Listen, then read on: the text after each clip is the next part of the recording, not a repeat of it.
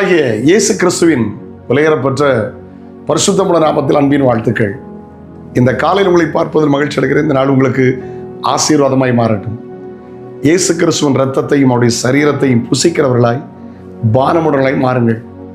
உங்கள் திருச்சபையில் திருவிருந்து நடக்கும்போது அல்லது ராபோஜன் ஆராதனை நடக்கும்போது அலட்சியம் பண்ணி விடாதீர்கள்.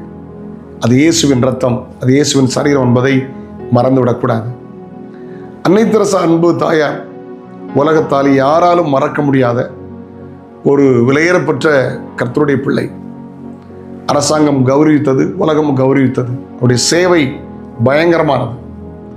தொழுநோயாளர்களுக்கு உதவி செய்தாங்க, அநாத பிள்ளைகளுக்கு உதவி செய்தாங்க, ஏழைகளுக்கு உதவி செய்தாங்க. அவங்களுடைய சேவை பாராட்டத்தக்குரியது. இன்றைய வரை பேசுகிறோம். ஒருமுறை ஓமன் நாட்டு மன்னர், என் நாட்டில் உங்கள் சேவை தேவை, எங்கள் நாட்டுக்கு வாங்கன்னு அழைத்தார்கள். அதற்கு அம்மா ஒரு பதில் கொடுத்தாங்க. அன்னை தெரசா அம்மா, ஐயா, உங்கள் நாட்டில் பணிபுரிய வேண்டுமானால் எனக்கு ஒரு குருவானவரும் எனக்கு ஒரு சிற்றாலயம், சிறிய ஆலயம் தேவை என்றார்கள். அவர் கோபப்பட்டார். நான் கிறிஸ்தவ மதத்தை பரப்புறதுக்கு நான் ஓமன் கூப்பிடலை, உங்களை சேவை புரியாதான் கூட சொன்னா உண்மைதான். நீங்கள் தருகிற சாப்பாடு சேவை புரிகிறதுக்கு எனக்கு பத்தாது. எனக்கு இயேசு கிறிஸ்துவின் இரத்தமும் இயேசுவின் சரீரத்தையும் உட்கொண்டு அந்த பலனில் தான் சேவை புரிய முடியும். உங்கள் ஆகாரம் எனக்கு சேவை புரிய எனக்கு போதாது என்று சொன்னபோது அவர் இணங்கி அதை செய்து கொடுத்தார். இயேசுவின் இரத்தத்தை குறித்து, இயேசுவின் சரீரத்தை குறித்து அன்பு தாயாருக்கு எவ்வளவு தெளிவான வெளிப்பாடு.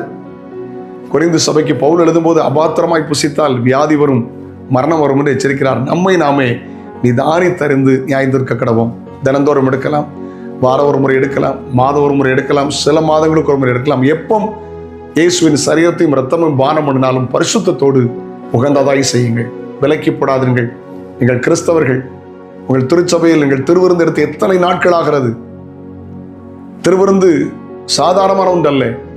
உங்களை உயிரோடு எழும்ப வல்லமை உள்ளதாக இருக்கிறது. பரலோகத்தில் சேர்க்க நித்திய ஜீவன் தர வல்லமை உள்ளதாக இருக்கிறது. அந்த சத்தியத்தை அறிந்து ஆசீர்வாதமாய் வாழுங்கள். புது இடத்தில் இது பேசுகிறேன்னு எண்ணி விடாதிருங்கள். இது ஆண்டவர் பாரப்படுத்துகிறார். ஹல்லேலூயா. இது நீங்கள் கீழ்ப்படிய வேண்டிய சத்தியம். இது உங்களுக்கு ஆசீர்வாதமாய் மாறும். இயேசுவின் சரீரம், இயேசுவின் இரத்தம் நித்திய ஜீவனை நமக்கு தருகிறது. ஹல்லேலூயா. இயேசு சொன்னார், நானே ஜீவ அப்பம். வானத்திலிருந்து இறங்கின மன்னா இயேசு கிறிஸ்து. இந்த அனுபவத்தில் கடந்து செல்லுங்கள். கர்த்தர் உங்களை ஆசீர்வதிப்பார். நாளை உங்களை சந்திக்கிறேன். அது ஒரு ஆண்டோட கிருபை உங்களை தாங்கட்டும். God bless you. Have a nice day. தகப்பனே, ஆசீர்வதியும். நன்மை கிருபை பிள்ளைகளை தொடரட்டும்.